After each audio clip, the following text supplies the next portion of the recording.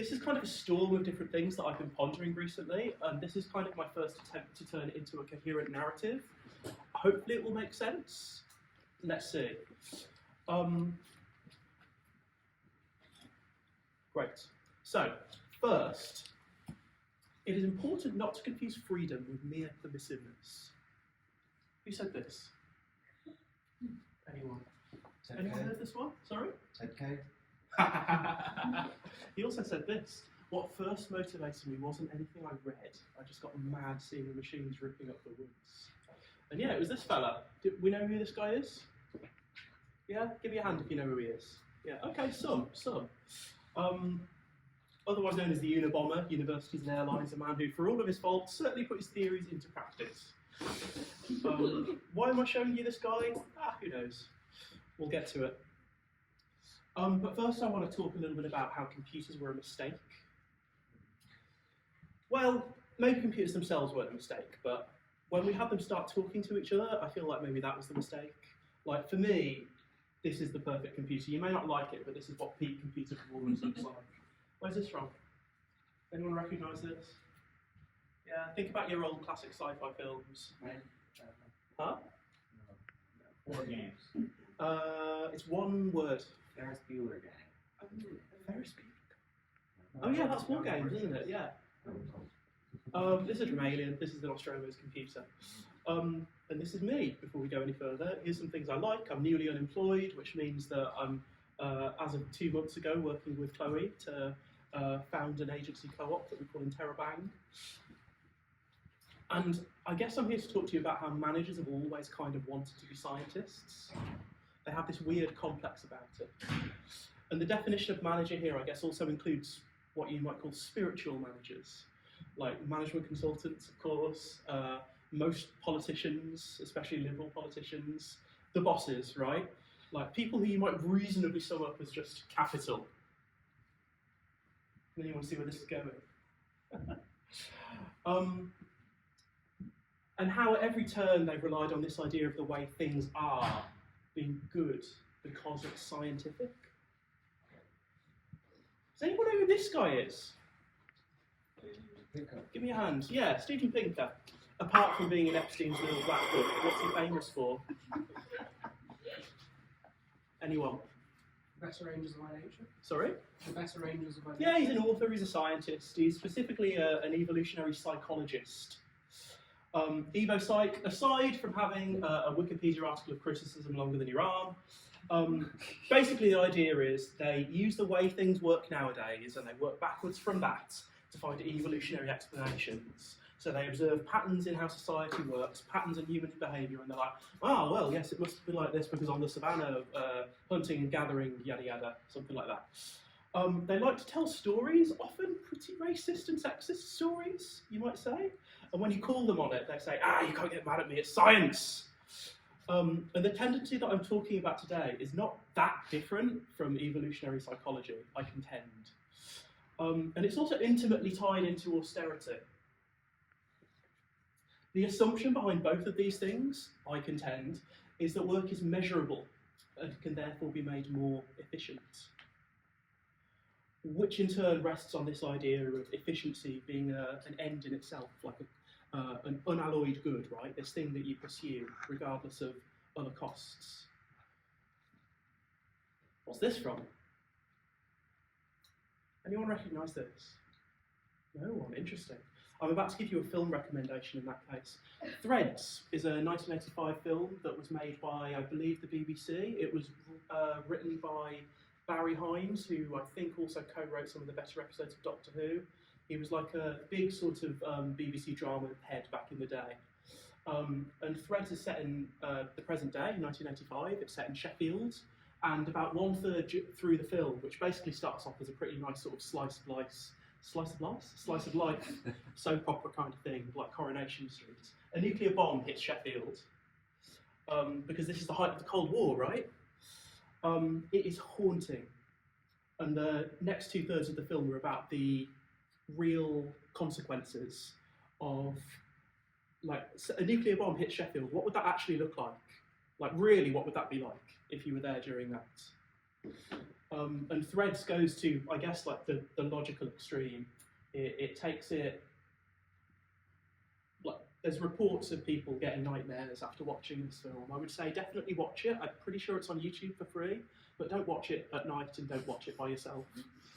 That was supposed to work, maybe it won't, who knows. But basically, at the start of Threads, there is a little sequence where there's a narrator who talks about these threads that tie society together. These delicate little threads that make society resilient. Now, Threads is concerned with nuclear war, but we've all recently lived through another very recent event that showed the gaps and the weaknesses in those threads, haven't we? We spent decades trimming the fat off of public services, and then we're hit with a massive shock, and lo and behold, there's no more fat left to cut. No? Well, you get the idea. But anyway, back to managers. You could make a good case, that this guy, whose name is Frederick Taylor, was responsible for all of the stuff that we hate about work today. You could also make a good case that he's responsible for most of the stuff that we hate about politics today. Has anyone come across this guy? No one? Yeah, I see our well-read friend in the corner has. He's the granddaddy of management consultants, basically. He was an engineer. He was like, you often hear him called the first management consultant, and he was one of the first people to express clearly this idea that he called scientific management.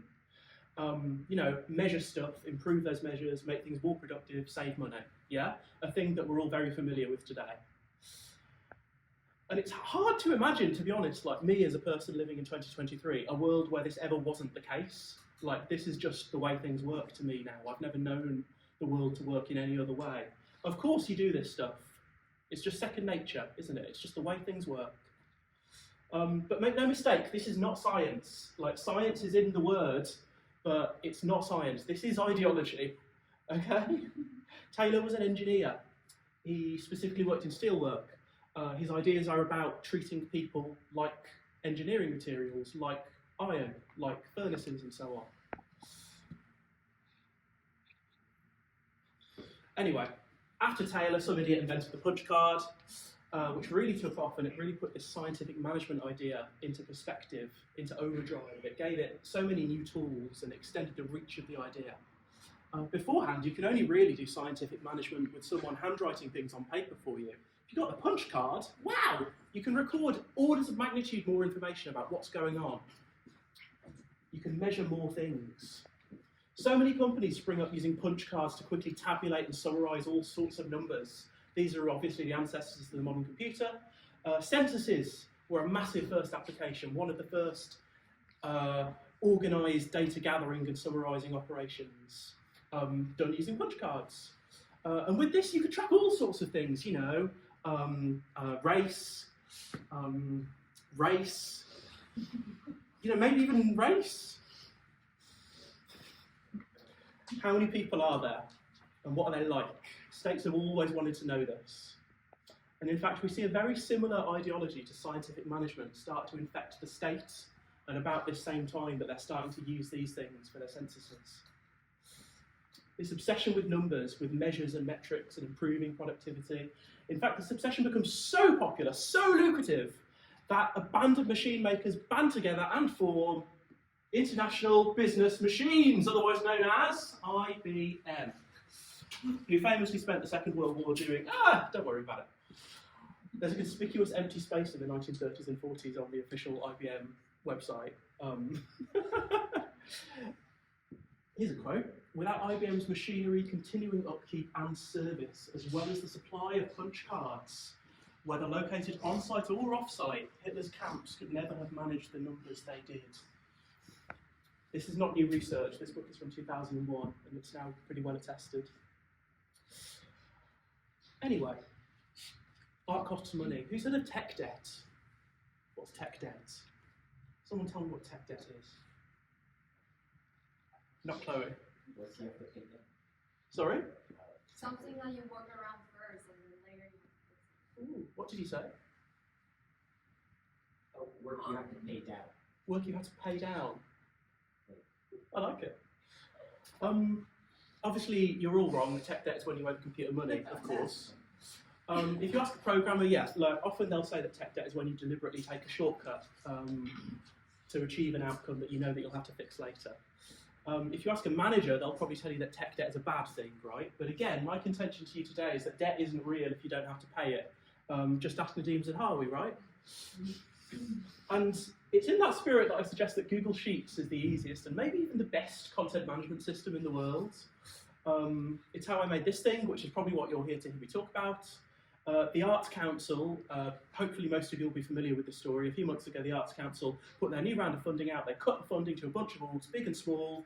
The National Theatre, the Barbican, all of these places lost their money, as well as a ton of smaller arts institutions, which is part of a wider pattern in society, right? Like undervaluing the arts, emphasising like entrepreneurialism, emphasising STEM subjects, and so on. They published a narrative about why they'd done this. Like, we really want these people to get better at standing on their own 2 feet. We want to support like local arts. We want to support these little organisations. Yada yada yada. All the normal stuff. And along with that narrative, they published some Excel spreadsheets in incompatible formats that you deliberately couldn't really compare with each other. That made it really tough to compare who'd actually won out and who'd lost out in this round compared to last time. Was that narrative that they were spinning actually true? But luckily, because they were made to actually publish the data, we were able to make a little thing that made that comparison easy. And we used Google Sheets to compare this data. Here's a picture of it. It's very simple. It's literally just this one screen. You can see the data. Last time, this time, the difference, greater or less, and then there's some filters. It's very simple. Nothing much going on there. Google Sheets is headless. It's a content management system that is headless. This is a thing that clients we find when we do agency work on websites, people are obsessed with. We just have to use the keyword headless in bids and proposals, and then you almost certainly get hired. It's really crazy. A word people are obsessed with. You can put your content and your data on there. You can share it around with pretty granular permissions. No one needs any training because everyone already knows what a spreadsheet is, right? You can even do pretty complicated business logic with it. The kind of stuff that would normally like need a dev team for 3 months, you know? 3 months, 6 sprints? Yeah, quick maths. And you can publish the whole thing as a live updating CSV on the web, which is what you can see on the right here. My life hasn't been the same since I realised that I could do this. This has made so much dev work so much easier for me. This is kind of how I make this sort of stuff. Like, I've done this a few different times for a few different projects now, like some voluntary, like this one, some paid. Basically, the idea is you publish a thing to the web as a CSV, an API, if you will, and then I run a little script on it that I normally write in JavaScript, but, you know, it doesn't really matter. And then that spits out the data in a good format, normally JSON, and then I write a little app, normally like React or something, and put it on the internet.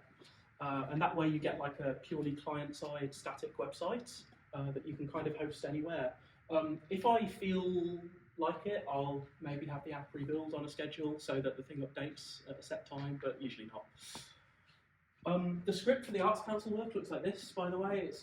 There's not much going on there. Like, if you're familiar with JavaScript, hopefully this will all make sense to you. If not, then don't worry. Just know that this is about like an hour's work, maybe 2.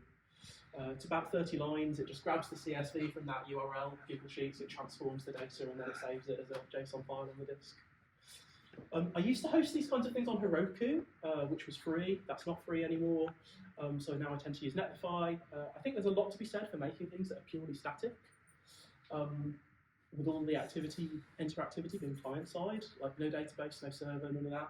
Static hosting is usually free, which is traditionally the most important thing for me. It's only recently that I've become comfortable with the idea of like paying for hosting, because it just feels like, if I can make it static for free, why bother?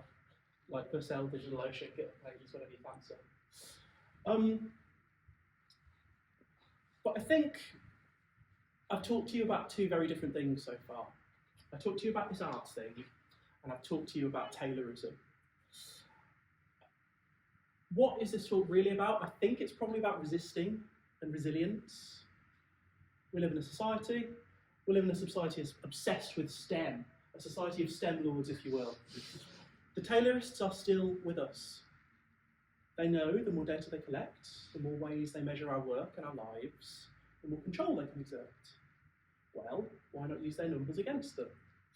I promise if you've thought this way before, you are not the only one. We're all here. We live in a world of escalating, interconnected crises. I don't know about you, but I'm really tired of not living in precedented times. The solutions, I think we can all agree now, aren't going to be big heroic interventions from central government. They're going to be homegrown, grassroots, community-centric improvements that will be gradual, won't they? They'll come from us, in short. No one's going to save us. It's going to be ourselves. This is an example I'm obsessed with. This is the drivers' co-op in New York. Basically,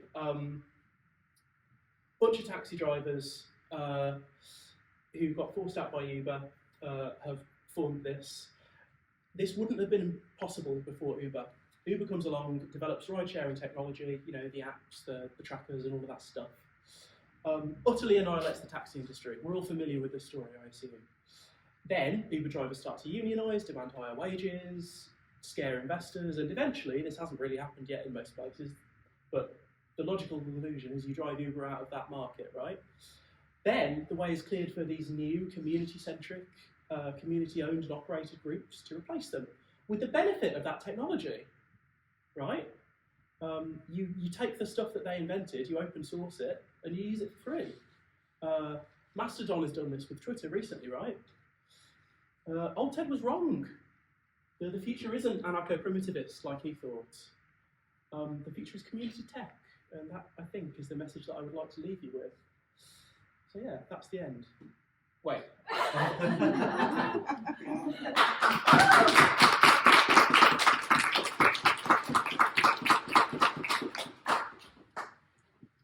Done. May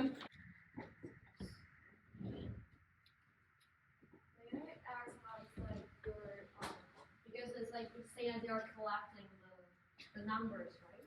So we are using their numbers, and I guess Yeah. that we are the. So I think one problems is how do I engage more people to understand how to use those numbers, like using Google spreadsheets to make things easier, I guess, and then how when you publish the data, how do people use your data? Yeah, I think for better or worse, most public sector organisations now, the private sector is a different story, but most public sector organisations publish some, not all, of their numbers. But this is often in really shitty formats that are really difficult to use, like incompatible spreadsheets that are different one year to the next, so you can't compare them. And there's really no solution to that, other than maybe like, I don't know, GPT or something. To reconcile that always involves a bit of manual work, which is going to be difficult for people, isn't it? So to me, it's about, like, you tackle the problem at both ends. Part of it is about removing the barriers to entry, which we tried to do when we made that little app. Like, you take a really difficult thing that's really hard to get into, and you make it much easier for someone to understand just by going to a URL and clicking a few buttons. And then part of it is about showing the value, which we didn't do with that thing, but which I think is a really important part of the process. I think that an idea I keep going back to is this idea of mental time travel. Is this something that anyone's come across? Mental time travel? No. It's a term in psychology or maybe psychiatry. When you become depressed, your ability to think ahead, to imagine the future, is one of the first things to become disrupted. I imagine, like, if you've ever been depressed, you've had this happen to you, like you feel hopeless, you feel like there's nothing to look forward to, you have trouble imagining a positive future. And I think that there's a lot to be said for that we're experiencing on a social level at the moment. Like, what does the future beyond big tech look like? It's probably more than just Mastodon, right? And maybe some slightly tighter laws to control what big tech can do. That's not going to cut it when we've only got, like, a few decades of good climate left. And I think that there's a real, like, imagination gap that we need to fill for what a better future could look like. And that's the other end. And I don't think there's, like, any big solution to that. It's going to be lots of little things, isn't it? Does that answer the question? Yes, on the vision level, but as for the product level, I'm asking, after you publish the data, you make it lower the barrier. What do people use for the data? Oh, right. So, well, in that situation, like, Chloe and I work quite a lot with, like, little arts organisations. and they were quite interested to see like that they themselves had trouble figuring out who'd won out and lost out. Like, sure, they knew their own numbers, but they didn't necessarily know like, okay, other similar organisations to me. Am I part of a trend? Have I been? Am I an outlier? And if they know that, then they can better make a case to other grant-giving organisations to get them more money. So there is a short-term improvement that you can get out of these things. I literally know organisations, that small arts organisations that have used that app and have been like, right, well, we know that our application to the Arts Council was successful, so we know other organisations that we know that if we put this information to a different organisation, then we are likely to get funding. And like, there's one little theatre that we've worked with that does all of their performances in sign language, and they've just managed to get considerably more funding off the back of the app, just because they know which parts of their bid that they put into the Arts Council were successful. And then the whole kind of, I know that that's not like disruptive in the same way that in big tech, because it's an arts organisation, but to be able to then put on more art that is accessible is like in and of itself quite a dramatic disruptive act, right? So it's been used in, that's just one example of how I guess it's been used. Yeah, it's quite inspirational on how this community tech can actually work. It's definitely a trend, isn't it?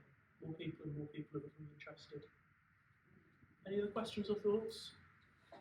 Hello. Have you heard from the case of the Arts Council, like about what you've done or any interaction? Oh, or no, is there nothing. anything you hope in the highest hopes that you would? Well, what you'd hope is that they're like, oh, this is really interesting. We should just make this next year. We should just put this on our website. That'd be the ideal outcome, I guess. But knowing them, that like, is anyone familiar with the ODI in Leeds? The Open Data Institute, yeah, they call themselves something different now. I think they're called Open Innovations, but they make what they literally call the bin app. So it's nothing special. It's an app that tells you when your bins are collected, and they give it away for free. Like, it's literally open source. They just give it to councils, anyone who wants it, and the councils, like, they literally can't use it. Like, it just doesn't work. They're not geared up to take something for free. They have to contract it. That's the only way to get it to work. They have to give you money for it. They're not set up as a business to do it any other way. But I've been working on a project for a client at the moment that was set up on the basis of a WhatsApp message between two people who happen to know each other, rather than like an open competitive tender like it would normally be in the public sector, where people would have to compete to win the contract. And because of that, the project has been really tough, because none of the stakeholders, if you like, the people who normally have to be brought in before it even got to them inviting people to bid for it, would have already been brought in, and because this has sidestepped that process, it's not happening, and it's probably going to be cancelled for that reason. I think that lots of these problems are org design problems, aren't they? An arts council that was organised in a way that wouldn't do this in the first place would be a much better outcome, I think, wouldn't it? But that's not something that we can impact, sadly. Hey. Speaking of org design, have you done any work with the existing non-tech enabled co-ops? No. Zilch. Should I? No. I've been What were you interacting with a thinking? few of them. A few of them are surprisingly wealthy and surprisingly well connected, and they have no idea what to do with that wealth or those connections. Well, give you. Anything else? Yeah. I'll learn a friend. You're concerned about Google potentially shutting down access to the API that you use? I think Google's, because like Google loves to kill products, don't they? And they love to change things without any notice. And I've always noticed that Google APIs, whenever I want to do a thing with Google is the hardest provider to use their APIs. So yeah, I guess that is a possibility, and that's kind of the reason why there's that step there where you kind of take the data offline and then you save it as a JSON file. So even if that Google Sheet were to go away, the app still works. You know, you just can't edit it with that sheet anymore. And there's also other benefits to that, right? Like speed, performance, because it's literally running a data file that it has locally rather than going across the internet to get it.